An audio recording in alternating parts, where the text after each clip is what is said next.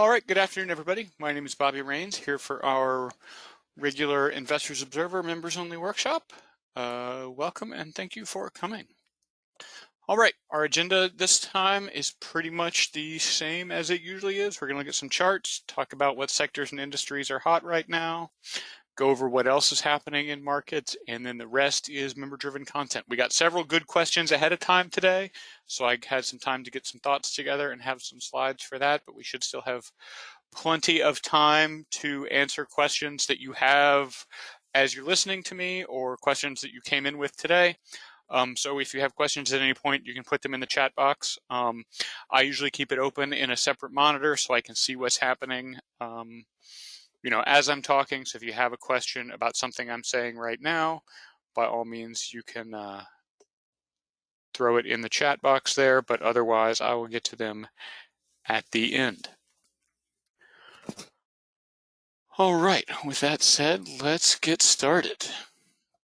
Okay, S&P 500 looking a lot better than it was last time we talked. Last time we talked, we were in the depths of the sort of, I don't know if crisis is the right word, panic anyway.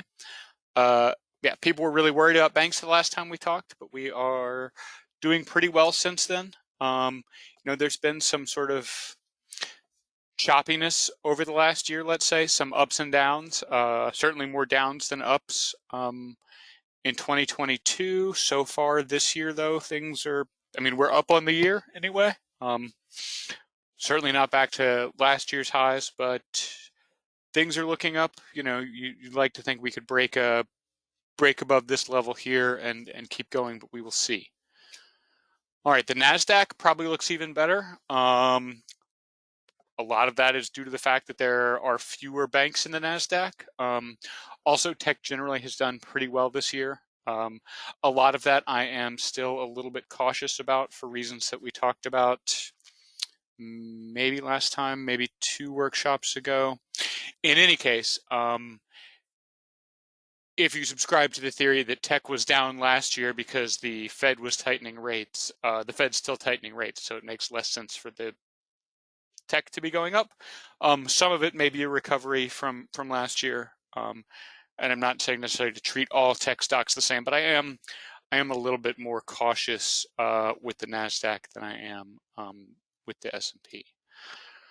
All right, the Russell,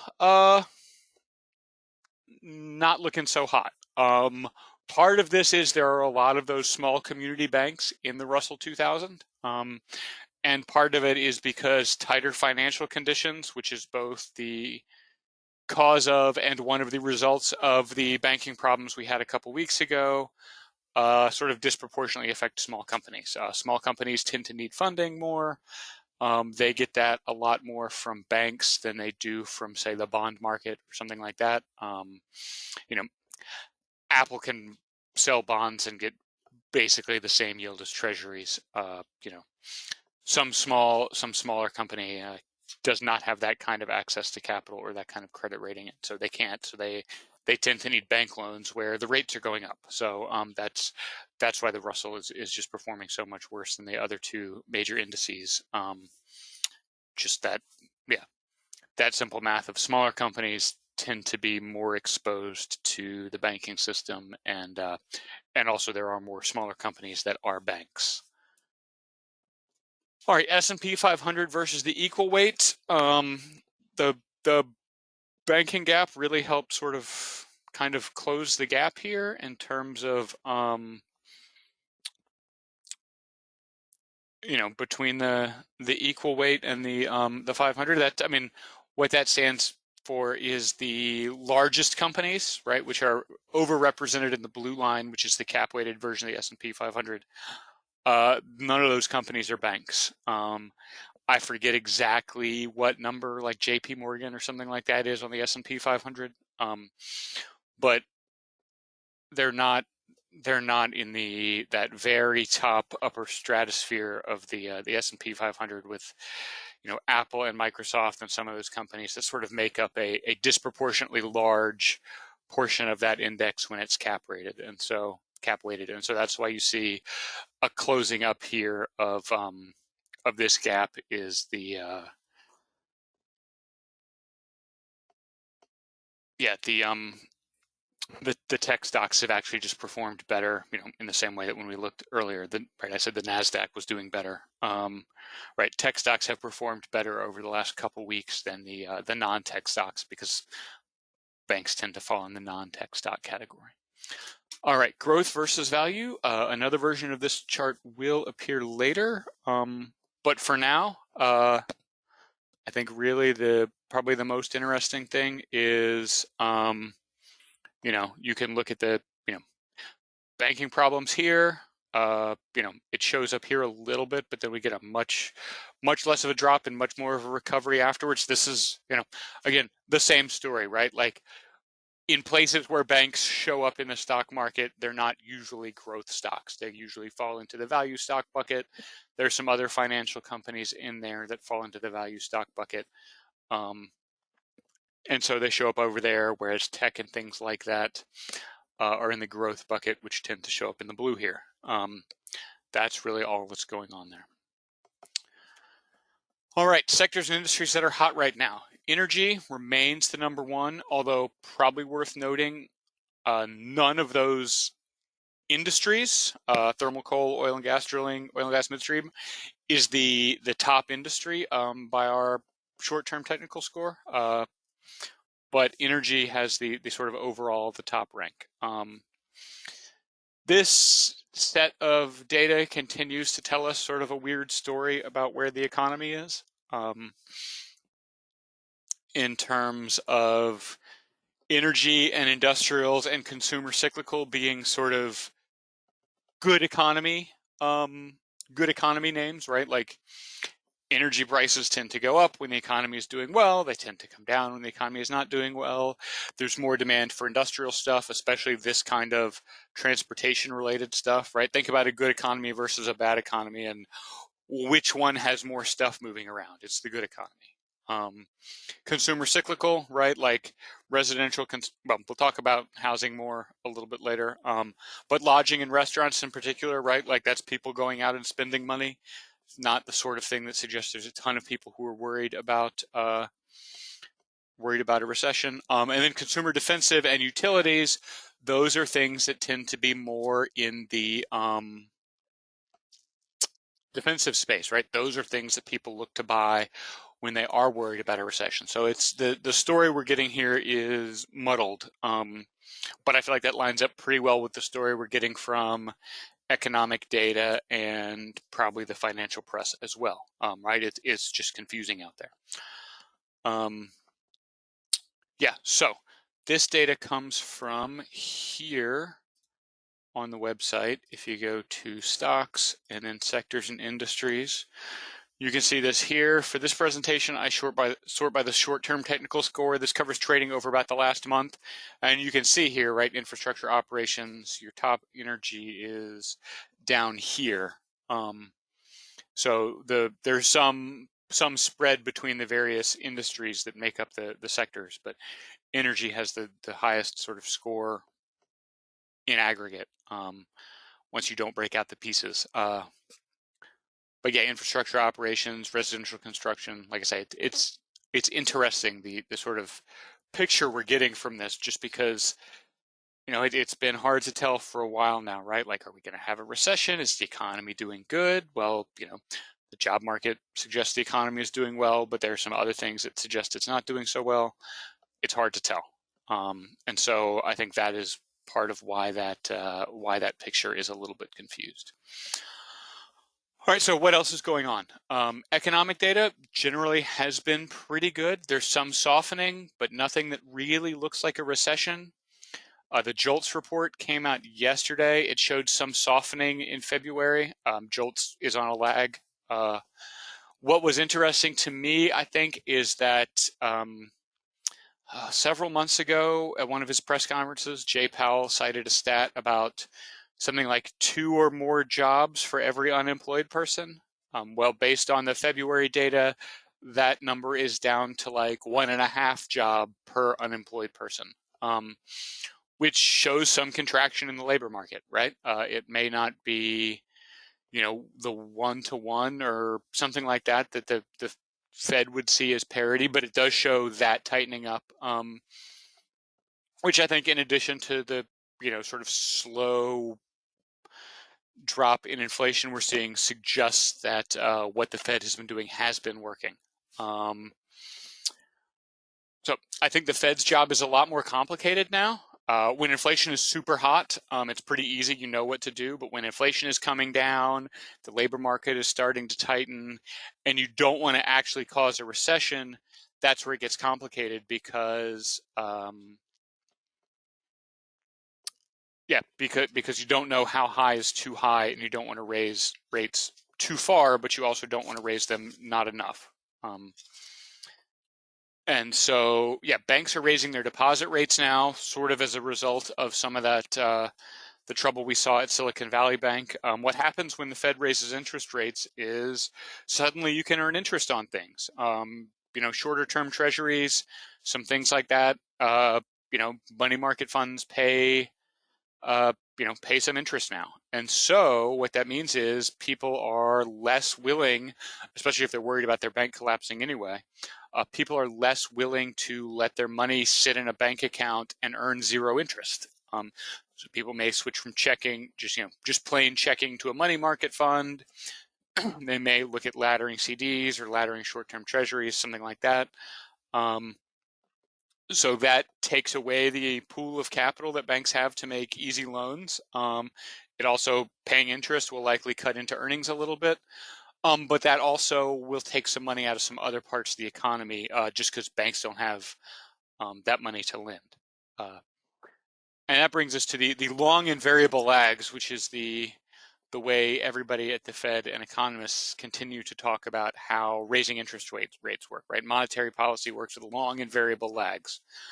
And those are starting to show up in the banking sector, right? Like we saw Silicon Valley and those other banks get in trouble as a result of the Fed tightening. But when you start to see people moving money into money markets, people moving money into other fixed income securities, some of that comes out of stocks, and there's a certain amount of sort of trading down, whereas the person who would maybe, when the Fed is cutting rates, the sort of person who would normally buy short-term treasuries may have to buy long-term treasuries to get some yield. The person who might want to buy long-term treasuries because that's the safety he likes may have to look at corporates to get some yield. The person who used to buy, say, corporates or some junk bonds may have to buy stocks now to try to find the return that he was looking for. And so when the rates are rising, all of that goes back in the other direction.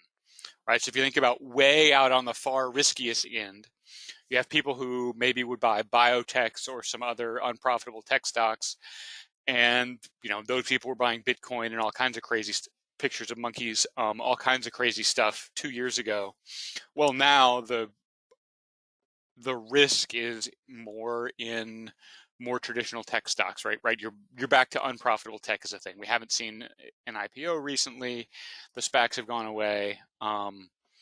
There's just sort of less hunger for risky appetites, or less appetite for risky investments, because you can get some return on less risky investments. So everything kind of slides that way. There have been some comments this week about how more rate hikes are needed. But the thing to remember there is that at least the ones that I have seen, those people are not voting members of the Federal Reserve Open Market Committee this year. So they're in the room when they meet. They may have some input and some say in the meeting, but ultimately they're not voting. So their opinions are less important than, say, Powell and the voting members. I don't necessarily, I'm not going to guarantee a pause, but that's kind of my expectation at the next meeting, which I think will be in maybe the end of this month, maybe in May. It's 6 weeks from the last one, which was 2 or 3 weeks ago in any case. So we'll see how that goes, but I do feel like we're getting, at this point we're talking about will they stop at 5, at 5 or 5.25 or something like that. We're close to whatever the terminal rate, the ultimate high point of the hiking cycle seems likely to be.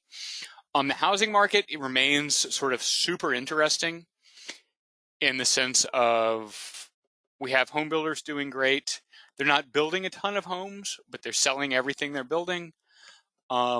Prices are generally pretty steady. They've come down a little bit in some places, and not everybody who bought a house 2 years ago can get out with a profit now. But prices have been relatively steady, and that's because there's this big jump in interest rates, and right, that no one really leaves the housing market because they want to. I think I talked about this a little bit last time, but right, if you sell your house, you're probably going to move to another house, right? And so if a new house becomes more expensive than you want because interest rates are higher and you can no longer afford that monthly payment, you'll just stay put. And so everybody who makes that decision, that is a house that doesn't go on the market. And so there are some people, I have a neighbor who's in the military, so his house is on the market because he's right getting transferred across the country. So he's got to move. But people who cannot move right now, right, aren't. So what you really have right now is only the people who are super motivated to move are moving. And so that means things are slow. The home builders are doing fine because they didn't have a huge pile of inventory going into this. Like I said, home prices aren't really going down. The supply of previously existing homes, which is, a house you buy from someone other than a home builder, is not very high. So if you want to buy a house right now, you almost have to buy a new house in a lot of markets. And so those guys are doing great because, people need houses. So if you have a house to sell, if you can make new houses, you're going to do all right.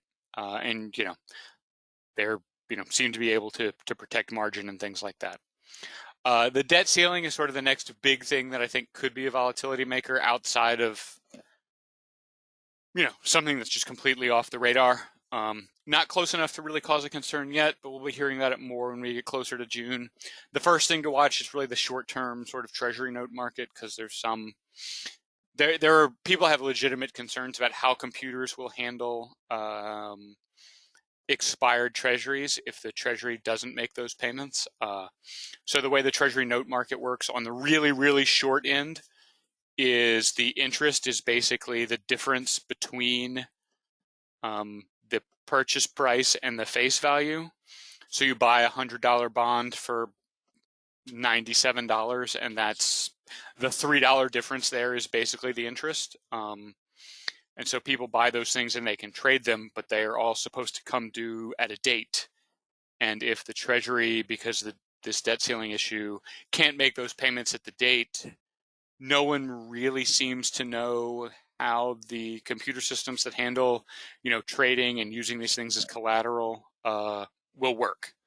I'm sure they're digging into it, but the general perception is we would prefer not to find out how that works. So that's kind of the first thing to watch for is some disruption there. Yeah. All right. On to the question. So Paula said, it seems many people have left the stock market. Is it time to leave now? So I'm not exactly sure what this question is based on. It sort of brings up the, some number of W's in terms of who is it that left exactly. There is a somewhat less sort of retail trading activity. A lot of people started actively trading during the pandemic. So, we saw like GameStop and AMC and some crazy stuff like that happen. There's less of that going on now, but I don't know that those people necessarily left the stock market. Did everyone go to cash or bonds or something? Did they, just get out of the stock market entirely? Yeah, I mean, and then the other question I would ask is like, when did they leave? Was people leaving the stock market? Like certainly the market went down last year because money was leaving it, but that can be different than people leaving it. Some stocks were up last year, right? So, and yeah, the other thing is why did they leave, right? Like a lot of the activity we saw during the pandemic, the GameStop and things like that, it's like there were no sports on TV. You couldn't go anywhere. There's kind of nothing else to do. And so Robinhood and some of those companies, gave people something to do. So did they leave because things reopened or because they all went broke, right? Like I don't know exactly what this means. And the other thing to sort of keep in mind is most people who are in the stock market are in the stock market through sort of more passive investment vehicles, right? Some retirement account, 401k, something like that, right? So they may change some allocations there, they may do something like that, but you're not really leaving the stock market in most of those things. So certainly there's less like day-to-day retail trading activity, I think. I would argue that probably suggests a healthier stock market. But yeah, it's hard for me to answer the question of, yeah, should I leave now that everyone else has left? For a couple reasons that we'll get to as we keep going here. All right, so first, this is that growth versus value chart from earlier. This time the growth stocks are in the candlesticks and the value is in the blue. And this is the last 10 years. So you can see the, growth typically outperforms value, right? Not a big surprise. But what happens is, right, like things get a little nuts at a certain point, right? So value at this point was up over 100% over that period, whereas the growth stocks were up 280, 300 and something percent probably. And sure, they came back down some. They're still doing way better than value stocks over the last 10 years. And both groups are doing better than, or are higher than they were before the pandemic. If we look at a different ETF compared to value, so the blue line is the exact same here as it was back here. But this is the ARK ETF. So some of you who watch CNBC have probably seen Kathy Wood on. She invests in super speculative tech stuff. So this ETF has a lot of Tesla, a lot of Bitcoin, stuff like that. And this is the same. I don't think this ETF has been around for as long, so it's not quite 10 years. But yeah, you can see it peaked in early 2021 and was down in 2021 and in 2022. But also it was up just a crazy amount. And most of the companies she's investing in don't make any kind of profit, really. I mean, you can also look at especially sort of late last year, the volume went nuts, but it went nuts on the way up too. If you look back here, the volume's pretty low, and then all of a sudden it gets super high, and it only gets higher. So, I mean, what this tells me is even though these stocks are way down, people aren't leaving the market, right? There's more people trading this than ever before. So, but yeah, right? Like this stuff is very speculative, and it goes up super fast, and sometimes it goes down super fast. It's kind of how it works. All right, so let's take it as read. Maybe some people left, are trading less, maybe they pulled some money out. But if you plan to be invested for any length of time, you never really want to leave the stock market. And then, yeah, I said a lot of this earlier, but tightening means other assets become more attractive, right? So banks are actually advertising interest rates again. That hasn't happened for a while. Bond yields on the short end are, at or near, at or above the rate of inflation. There's a lot of options in terms of places that put money that offer some real returns, which was much less true when interest rates were zero.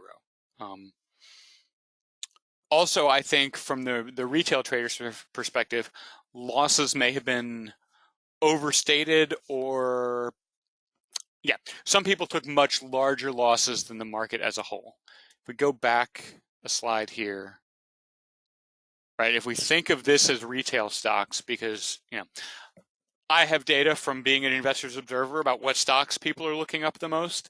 And so this was a popular ETF. A lot of these stocks were super popular, right? Think about your GameStops and your AMC and Tesla and some of the other, electric car and other tech companies that did super well in 2020 and 2021, or I guess really in 2020.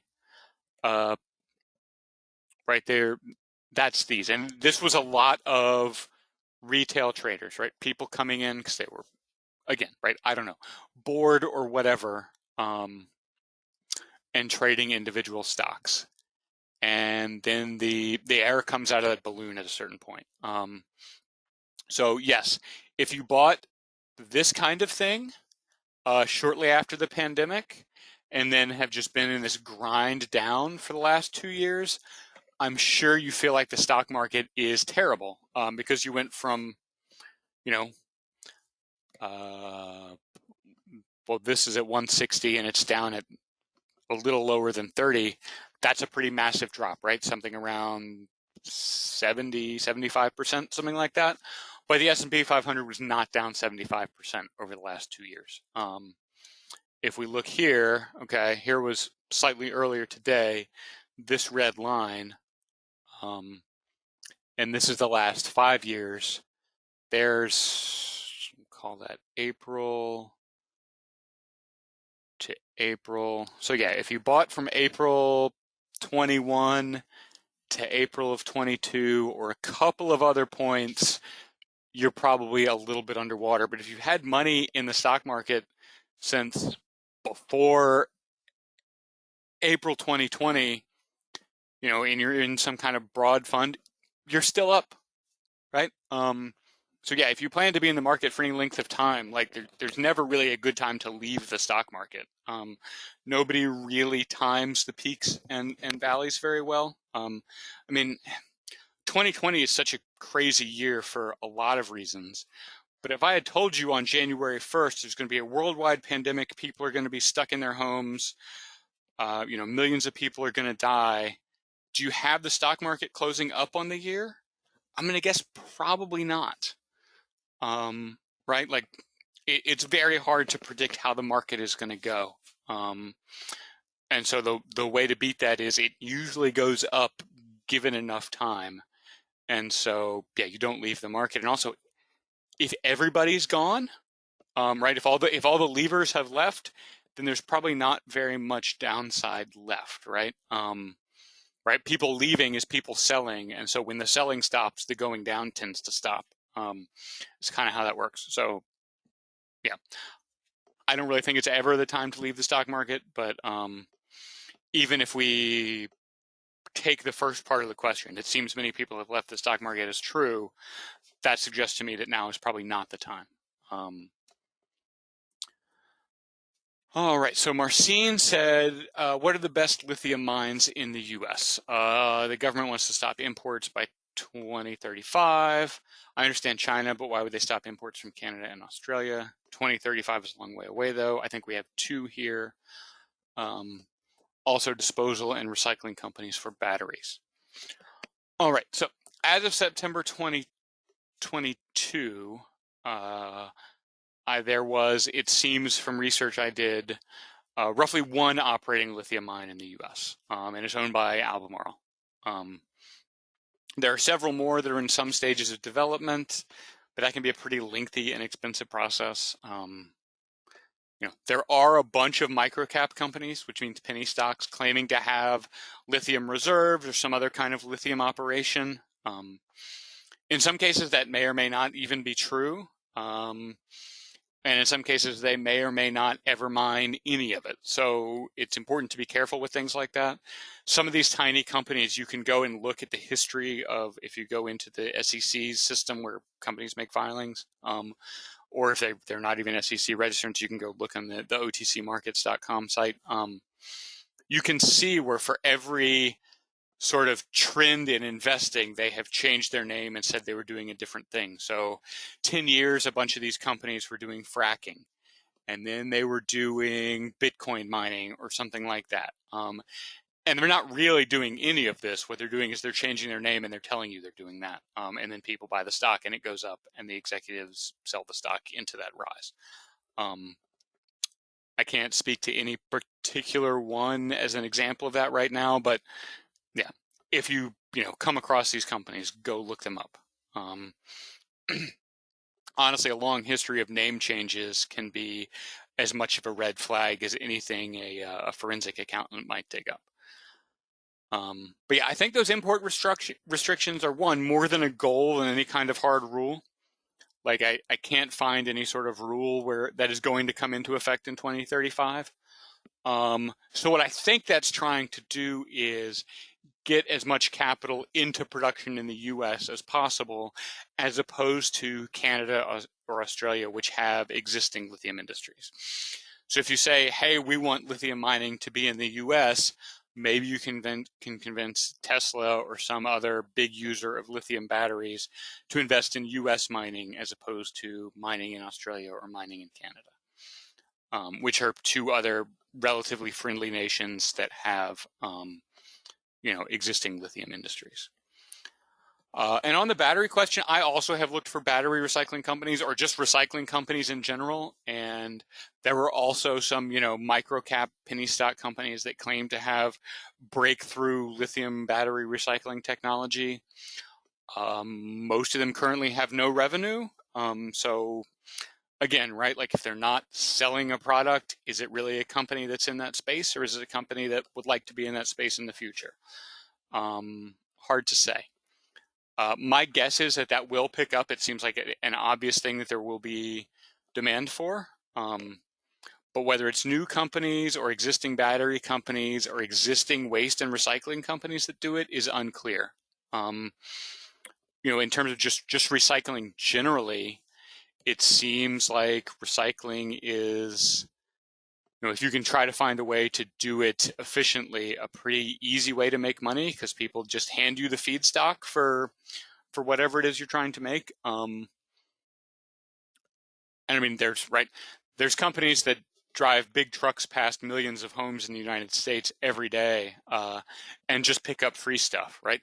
That might be an easy way to get into the battery business. But it's also possible that the battery business is specialized enough and someone will come up with some sort of special thing that, it's not too hard to go take a battery and drop it off somewhere, because it's hard for me to imagine a future where there are recyclable batteries being thrown out every day at a level that it's worth driving a truck around. So how exactly all that works, I don't really know, but I haven't found any recyclable, battery recycling companies that look super legit that I feel good about. I've seen a lot of ads for companies that say they're doing it, but it's unclear to me if any of them are actually really doing it at any kind of scale outside of just some, doing science experiments to see if they can get it to work kind of thing. All right, so the last of the pre-submitted questions, Kavork asked, when we are strategizing a covered call, is our main goal income or capital appreciation? So the trade-off here is essentially make a smaller amount from selling the call, but at a higher strike price so the stock can go up more. If we sell covered calls at, say, 45 days out of the money, 45 days from it to expiration at a 10 to 15 delta, does the call expire worthless most of the time? What if the underlying stock is not moving higher and goes south? How would you strategize in a situation when the stock loses value? So my main goal when I think about covered calls is usually to make money from selling the call. If I were really good at picking stocks, I'd focus on that and worry less about the options. But it doesn't take a long study of financial markets to come up with, predicting the future is really hard, right? Like I said earlier, stocks tend to go up given enough time, but that given enough time is doing a lot of work there, right? Like I don't know what's going to go up tomorrow or down tomorrow or next week or anything else. I feel good about it over time. In the short term, much harder to tell. And so the little thing that I like to say is, I don't know what stocks are going to go up or down tomorrow, but I feel pretty confident that tomorrow will get here. And so if you're selling a call, you're basically selling time value. And so the value of that goes away, right? You're essentially short time at a certain point, right? And so the value of that goes away with every day that comes. And so if you sell a call that is very close to the money and get a higher premium, that's sort of, right, it's much likely that we'll have a tomorrow than it is that the stock will go up. Tends to be how I look at it. And so that's why I try to do that. To the next part of the question, delta is pretty close to the probability of the option being in the money at expiration. So a 15 delta has an 85% chance of expiring worthless, right? That's, if you figure 100% is the the highest probability. 15 chance of being in the money means 85% chance of being out of the money. That's how I got to there. So the next thing, at 45 days to expiration and 15 delta, you're really not getting very much for selling that option at all. You're looking at something less than 1% of the stock price. I looked at a bunch of things, and yeah, it's a pretty small number. Now, if you turn that every day, every 45 days for a year, you're looking at like an extra 6% on an annualized basis, right? I won't say it's not worth messing with, but it seems like a lot of work for what you're getting. So when the stock goes down, what can you do? You can buy the calls back sooner because the value goes away quicker when the stock falls. So that's absolutely something you can do. You can also sell another call. I tend to prefer to keep the trade profitable if assigned, just in case the stock rallies. Now, if you're looking at 15 deltas, that's probably less of a concern. The out of the money trade picker on the website, let's just go to Apple here, just as a for instance. Option trades, out of the money calculator. So if you enter a cost basis here, let's say you bought Apple at 147, and say you want income generation, it'll pick you out a call to sell 175 for 243. So we hit 40, almost right on 45 days to expiration at the May expiration. But the delta here is closer to 30 than 15. And you can see you make a lot more from the call, right? 243 as opposed to 15 delta there would probably be closer to a dollar if I had to guess, maybe a little less than a dollar. It's not very much. So yeah, there's probably somewhere between 15, which is really far out of the money, and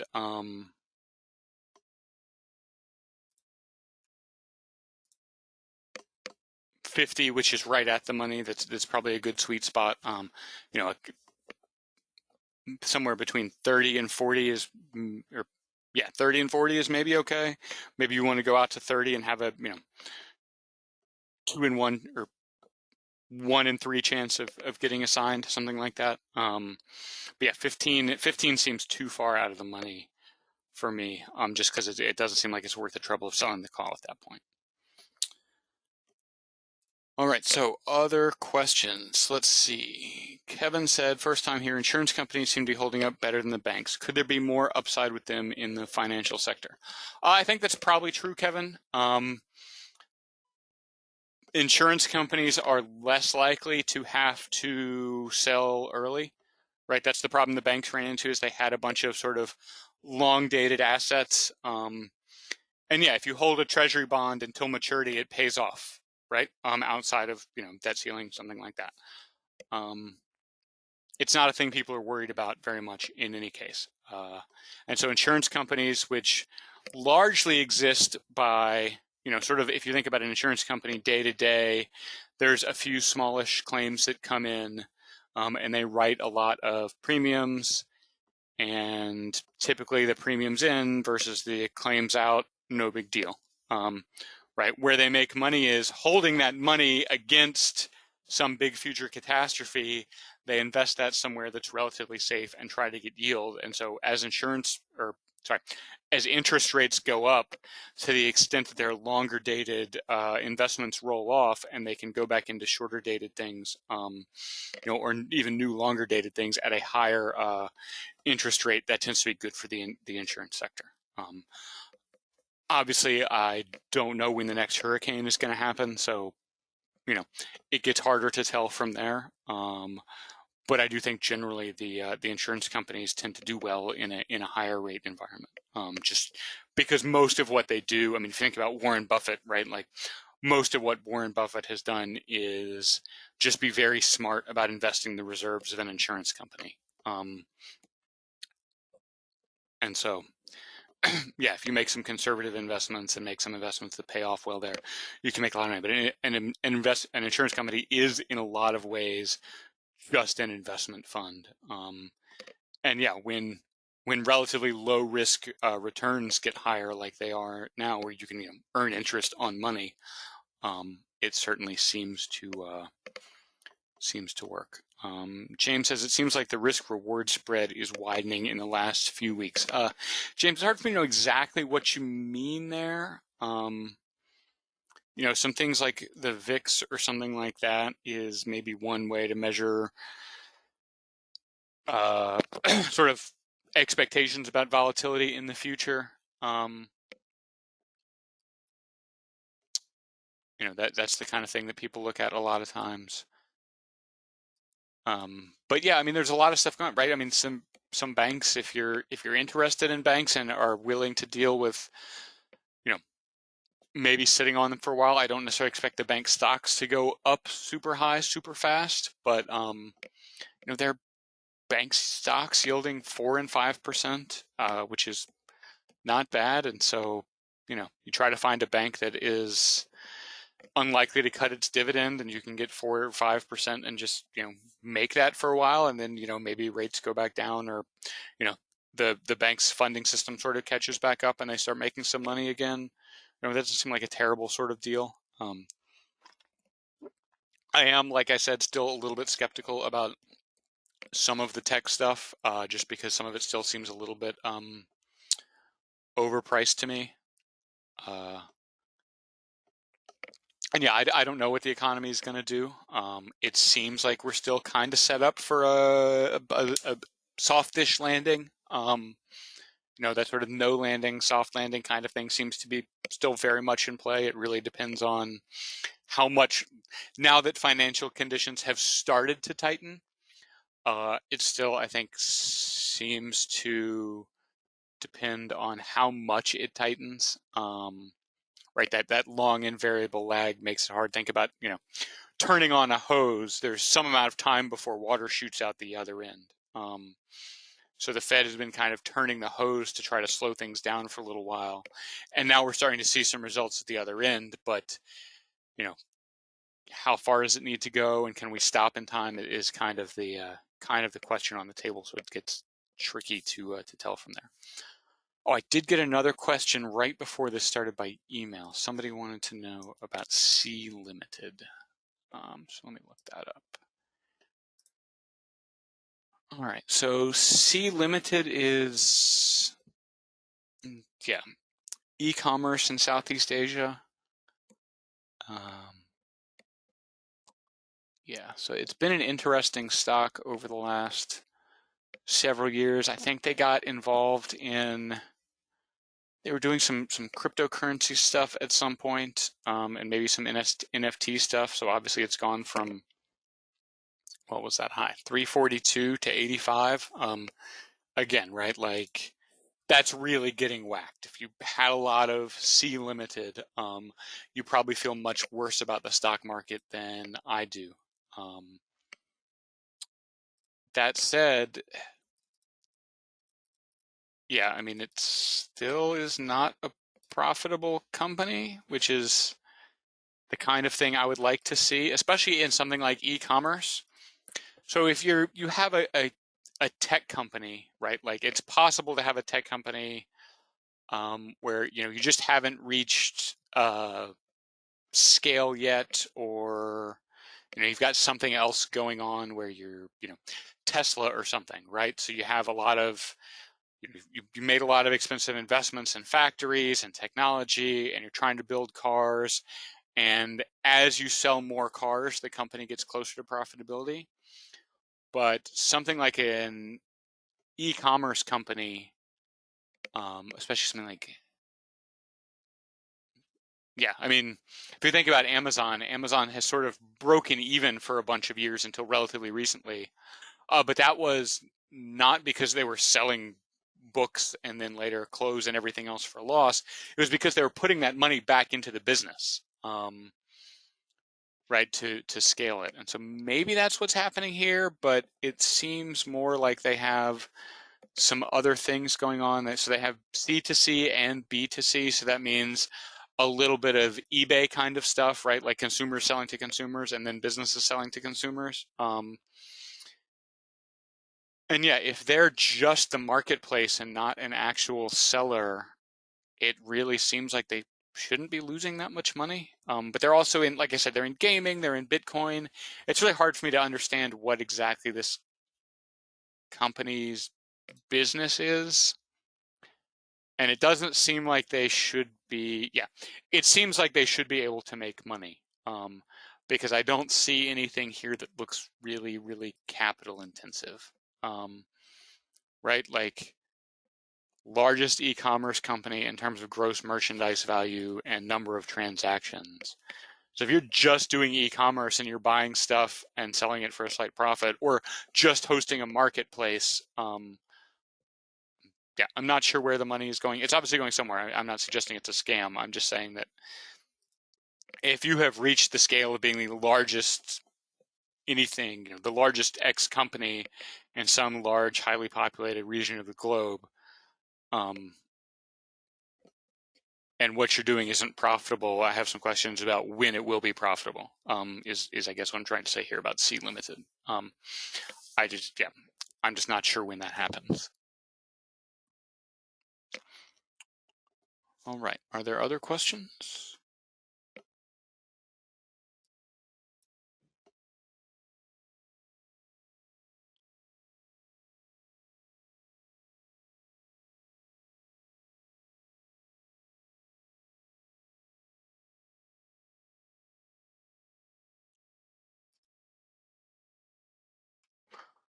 Okay, Robert says there was an interesting statement saying people are getting out of the market. I'm one who started fooling with the market because of the pandemic. I'm on hold right now until I get a better feeling for the market.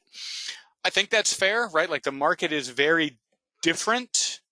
And then he adds, but I'm not getting out of the market, however. I do think the market is very different right now than it was in 2020 and 2021. Let's go back to my chart here. Yeah, so here's the S&P 500, right? Like,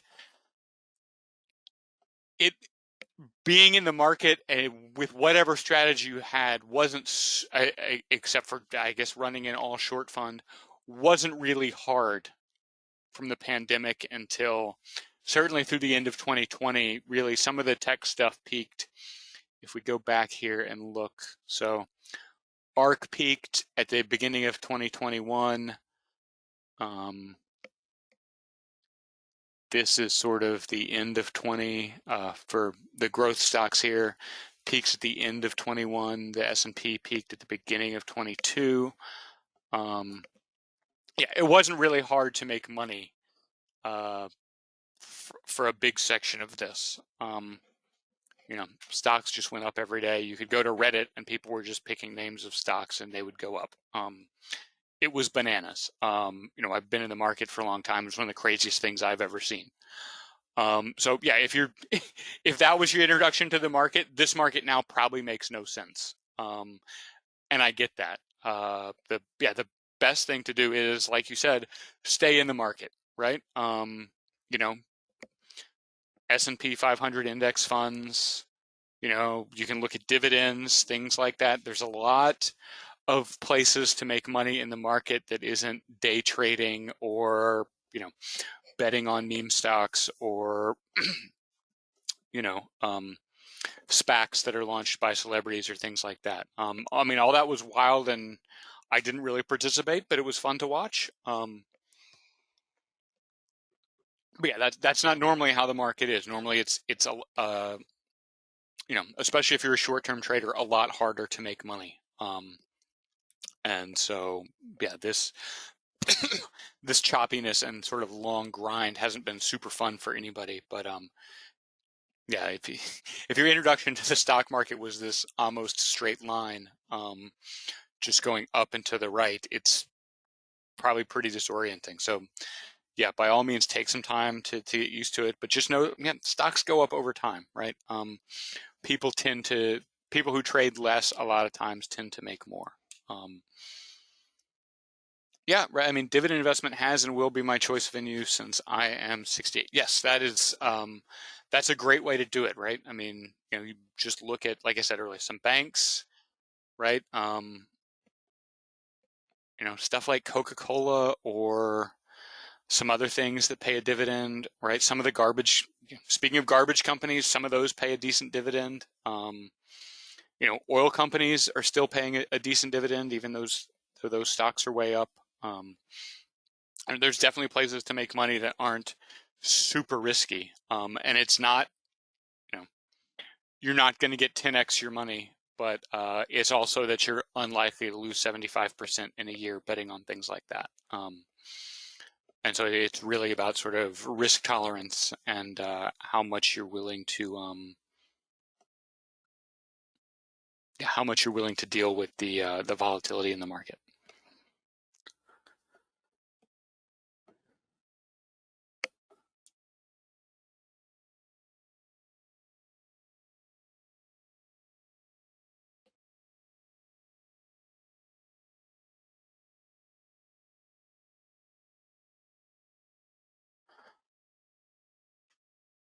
All right, are there more questions? If there are, I'm happy to take them. Otherwise, I'll sign off. This session, like all of our workshops, was recorded. We'll send out the recording sometime tomorrow. You can find past workshops under personal finance. They show up with this Investors Observer Workshop banner in the image. And like I said, we'll send you the email, when it goes up. It's just a YouTube video. You don't need any special software or anything. Yeah. All right, well, I don't see any more questions coming in.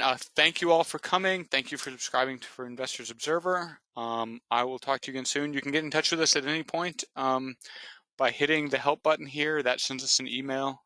We usually get back to most of those the same day. So thank you for coming, and I will talk to you again soon.